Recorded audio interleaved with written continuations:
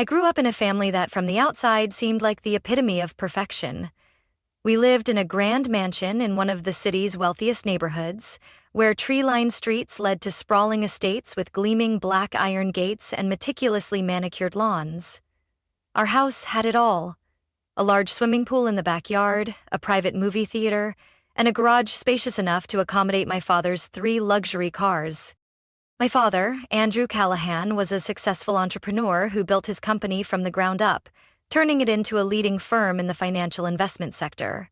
He was the kind of man people respected: intelligent, decisive, and unwaveringly determined. My mother, Evelyn, was different. She never had to lift a finger, content with enjoying the wealth my father provided. To her, appearances mattered more than anything else. She was always dressed in expensive designer outfits, carrying the latest limited edition handbag she simply had to have because everyone in the elite women's club had one. I could count on one hand the number of times my mother truly spent time with me without being glued to her phone or engaged in conversations with her friends. My father loved me, but he was always busy with work. When I was little, most of my time was spent with a revolving door of nannies, each coming and going like a passing breeze. My mother was never satisfied with them, always finding a reason to fire them. There was only one person I truly bonded with: Linda. She was the only one who ever felt like real family. Linda didn't just watch over me. She read me bedtime stories, taught me how to bake cookies on weekends, and, most importantly, she listened. When my parents were too busy or simply didn't care, Linda was the one who held me close and told me I was special, that I deserved love just like any other child. But that joy didn't last long. One day, when I was 8, I walked into the living room and saw my mother standing with her arms crossed, glaring at Linda with a cold, hard expression. "I can't accept this," my mother said icily. "I saw you wearing a Cartier bracelet in the kitchen this morning. That's designer jewelry. Staff shouldn't be wearing things like that." Linda hesitated, then shook her head. "Mrs. Callahan, it was a birthday gift from my mother." "Really? Or did you take it from somewhere?" My mother tilted her head, eyes narrowing with suspicion. "I won't have household staff behaving like this." I froze. I knew Linda would never do such a thing, but it didn't matter. My mother had already made up her mind. The next morning, Linda was gone without a goodbye. I stood by the window, watching her walk to her car, feeling an empty hollowness settle inside me. As the years passed, I grew accustomed to not having anyone truly care about me aside from my father, but even he was increasingly consumed by work. I learned not to expect anything from my mother because every time I tried to get her attention, she would smile politely before shifting the conversation to her new dress or the upcoming cocktail party. Then, everything changed when I was 14. I remember that night vividly. My father came home later than usual, looking exhausted but still managing a smile as he walked through the door. I had noticed the dark circles under his eyes growing more pronounced in recent weeks. He had been working relentlessly on an important deal, doing everything he could to ensure it went smoothly. "Sweetheart, have you finished your homework?" he asked as he passed through the living room, where I was curled up on the couch. "Yes," I nodded. "Did you eat yet?" He gave me a tired smile. "I'll grab something later. I just have a few things to finish up first." But he never got the chance. That night, the shrill ring of the phone shattered the silence of our vast home. I heard my mother scream from the living room. I rushed down the stairs and found her clutching the phone, her hands shaking. "No! No! This can't be happening," she stammered before letting out a wail. It turned into a nightmare. My father had collapsed at his office, an unexpected heart attack. By the time the paramedics arrived, it was too late. He was gone. The funeral was a blur of somber faces and whispered condolences. I remember standing beside my mother, listening to her sob for the guests, but I could see something else in her eyes. Not the grief of a woman who had lost her husband, but the fear of losing the luxurious life she had grown accustomed to. That fear quickly became a reality. My mother decided to take over my father's company, convinced that she could easily run it like a true businesswoman. I couldn't believe my ears when she confidently told the senior staff, "Women have a better instinct for business than men." Within 6 months, everything unraveled. The experienced financial directors who had worked under my father began resigning. Profits plummeted, investments failed, and my mother continued to spend lavishly as if we were still living in our golden days. Eventually, the company spiraled into a financial crisis. The debts piled up, shareholders lost confidence, and in the end, the company was forced to sell at a fraction of its actual value. We lost everything. The mansion that had once been my mother's pride was also seized by the bank to pay off debts. I stood on the lawn, watching moving trucks haul away every piece of luxurious furniture, feeling as if a part of my life was being carried away with them. We moved into a small house in the suburbs. My mother couldn't accept the reality that she was no longer a high society lady. But for me, the worst was yet to come. I packed my bags and left right after high school graduation. I had applied to multiple universities, but deep down, I knew I would choose one as far away from my mother as possible. I needed distance. I needed a new life, free from her manipulation, free from her constant complaints and passive-aggressive remarks about my responsibilities toward her. I received my acceptance letter from Crestview University, a prestigious school in another state, more than a 2-hour flight from my old town. I didn't tell my mother about my decision until everything was set. When I finally told her I would be leaving in a week, she stared at me as if I had just said the most absurd thing in the world. "You're just going to leave me all alone?" my mother asked, her voice sharper than usual. "I'm not leaving you, Mom. I'm going to college," I replied, keeping my voice steady. "You could study somewhere nearby. Do you really need to run away like this?" I didn't answer, because the truth was, yes, I needed to leave. I needed to get out of her shadow and start over. Throughout my 4 years in college, my mother never called me first. Every time I reached out, her responses were always the same. Either complaints about her situation or guilt-tripping me for not fulfilling my duties as a daughter. "I have to pay all the bills myself now," she sighed during one of our rare phone calls. "There's no one to help me." I said nothing. I knew she was still receiving Social Security benefits and had some savings from selling the mansion, but for my mother, money was never enough. Ignoring her guilt trips, I focused on my studies. I couldn't afford to waste the opportunity I had fought so hard for. I worked harder than ever, dedicating all my time to my finance major. I knew that if I truly wanted to escape the cycle of my family, I needed a solid career. 4 years passed, and I graduated with honors. Within just a few weeks, I received a job offer from one of the most prestigious financial firms in the region. This job didn't just offer a dream salary, it also opened doors to career advancements I had never dared to imagine. Once I settled into my new job, I started thinking about my mother. Even though I knew she would never appreciate anything I did, I still felt responsible for helping her in some way. I decided to send her a fixed amount each month, $1,000, enough to cover her basic expenses. On top of that, I paid for some larger bills to ensure she had a stable life. At first, my mother didn't say much.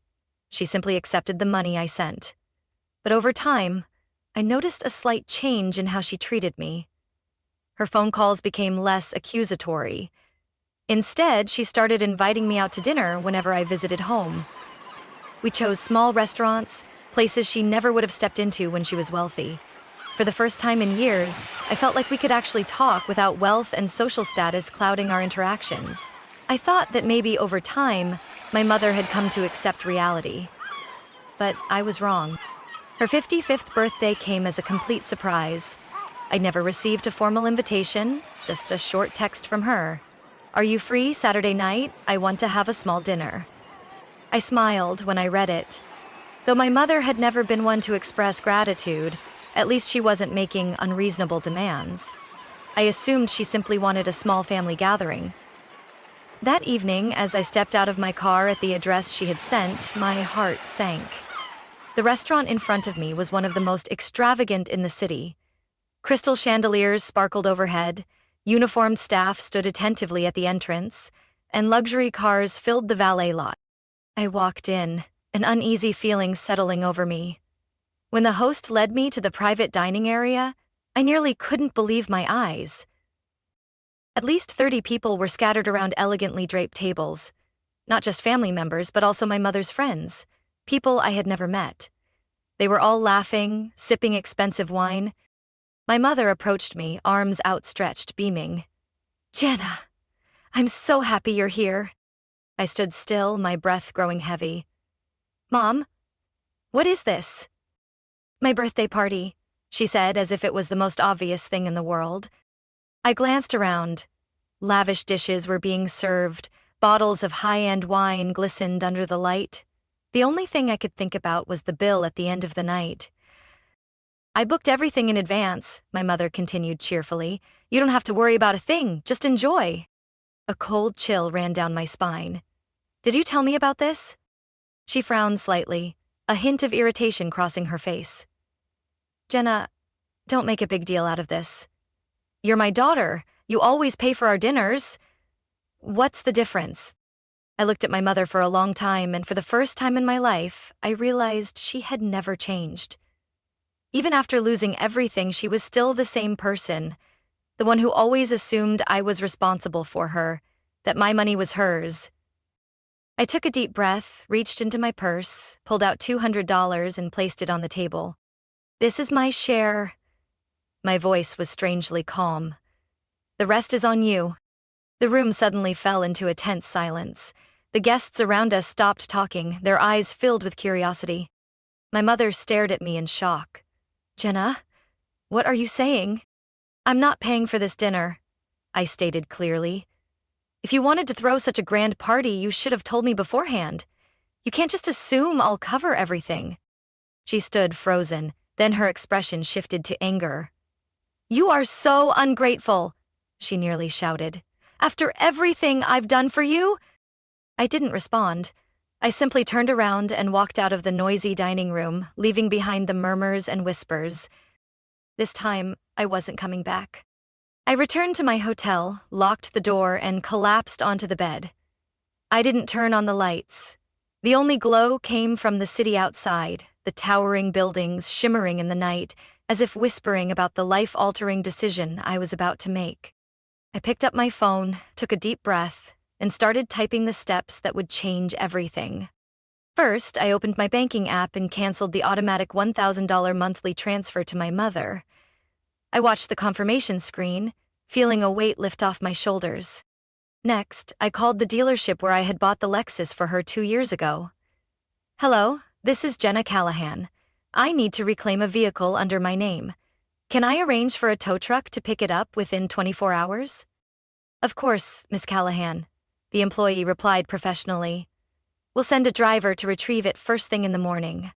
After that, I opened my browser and accessed the website of the internet provider I had subscribed to for my mother. With just 3 clicks, I canceled the service, cutting off the high-speed connection she had been using for the past 2 years. Finally, I opened my social media app and typed out a straightforward post. "Important announcement. As of today, I will no longer be providing financial support of any kind to my mother or any other family members. All previous arrangements have been terminated. Please do not contact me requesting money." I stared at the words for a moment, then pressed post. My phone buzzed instantly. Before I could read the first comment, I turned it off, tossed it aside, and curled up in the clean hotel sheets. That night, I slept better than I had in years. The next morning, when I turned my phone back on, a storm had erupted in my inbox. There were over 20 messages from my mother. The first few were filled with fury. "What the hell are you doing? Do you know how humiliated I was last night? Who do you think you are? How dare you cut me off? Who gave you the right to do this?" Then the messages turned more dramatic and guilt-ridden. "You're leaving me to starve. Do you have any idea how much I sacrificed for you?" When I didn't respond, she started begging. "Jenna, please, just 1 more month. Just $500. That's all I'm asking." I locked my phone, threw it into my bag, and left the hotel without hesitation. In the following days, my relatives came after me relentlessly. Aunt Karen texted, "Jenna, do you really think you can treat your mother like this? She raised you." And this is how you repay her? Uncle Mark called, his voice dripping with disappointment. Your father would be ashamed of you. I thought you were better than this. None of them asked how I was doing. No one cared about the years of manipulation, pressure, and unreasonable demands I had endured from my mother. They only cared about the money. I blocked all their numbers. My life changed immediately. Without the fixed monthly payments, I suddenly had financial freedom. I moved into a bigger apartment closer to the city center, where I could finally enjoy my own space. I booked a flight to Europe, spending my days traveling alone, exploring new places. I had never had the chance to before. No one could call me asking for money. No one could make me feel guilty for choosing to live my own life. 2 months later, my mother tried to reach out. She used a neighbor's phone to call me. When I answered, her voice was familiar, but this time, there was a hint of weakness. "Jenna, I miss you," she said, as if nothing had ever happened. "I'm sorry about the birthday party. I got carried away and didn't think it through." I stayed silent. That apology wasn't genuine. "Can you help me out a little?" she continued. "I'm having trouble with this month's rent. Just this once, I promise I won't ask again." And that was the moment I knew she had never changed. I took a deep breath. "Mom, I can't help you anymore. You have to take care of yourself." "Jenna, you can't treat your mother this way." Her voice rose, filled with the familiar indignation. "I am your mother." I paused, feeling lighter than ever. "Then start acting like one." I hung up. This time, I felt no guilt. From that day forward, I never heard from my mother again. Occasionally, through friends or social media, I found out she had to move into a smaller apartment. She continued telling anyone who would listen that I was an ungrateful daughter, that I had abandoned her after everything she had done for me. But the ironic thing was, none of the people criticizing me actually stepped up to help her. They were quick to judge, but none of them ever extended the same support I once had. I no longer cared. I focused on my work, built my career, and enjoyed the life I had created for myself. I spent time with people who genuinely cared about me, people who didn't see me as an endless source of money. Sometimes, on quiet nights, I still thought about my mother. Not because I missed her, but because I missed the mother I had never had. The kind of mother who would love her daughter without expecting anything in return. But that person had never existed. I no longer waited for an apology. I no longer hoped that one day she would change. Maybe, one day, if she truly understood, I would reconsider. But one thing I knew for sure. I would never go back to being my family's ATM again. That chapter of my life was closed, and I had never felt freer. Jenna's story is not just a personal one. It reflects the reality of many people in the real world. Those who are exploited by their families under the guise of love and duty. It proves that true love cannot be measured in money and that no one is obligated to bear financial burdens simply because of blood relations. Jenna chose to set boundaries, protect herself, and build her own life without being controlled by manipulation. Sometimes, cutting ties is the only way to find peace and true freedom. What do you think about Jenna's story? Have you ever been in a similar situation or known someone who struggled to break free from family control? Share your thoughts in the comments. Don't forget to follow the channel for more meaningful stories about family and life.